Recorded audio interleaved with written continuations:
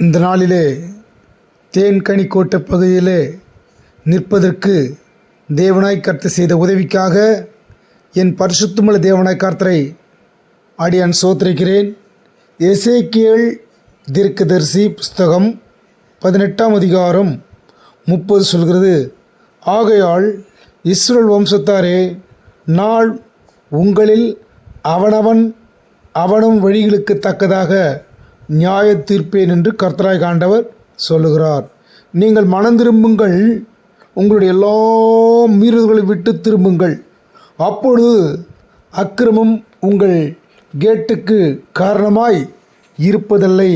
இந்த கர்த்தருடைய வார்த்தை சொல்கிறது, நீங்கள் மனம் திரும்புங்கள், உங்கள் எல்லா மீறுதல்களையும். இந்த பகுதிகளிலே வசித்தவர்களே, எனக்கு அன்பான சகோதர சகோதரிகளே, கர்த்தருடைய வார்த்தை நமக்கு தெளிவுபடுத்தி சொல்கிறது.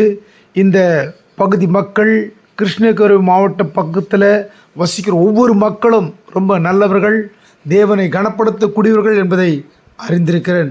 ஆவியானுடைய தயவு, நாங்கள் சண்டையிலிருந்து இந்த வார்த்தைகளை சுமந்து கொண்டிருக்கிறோம். தேவனுடைய தயவும் தேவனுடைய வழிநடத்தலும் உங்களோடு இருந்து இது வழிநடத்தும் என்று நான் விசுவாசிக்கிறேன். கர்த்தர் இந்த இடத்தை ஆசீர்வதித்து வருவாராக. ஆமேன்.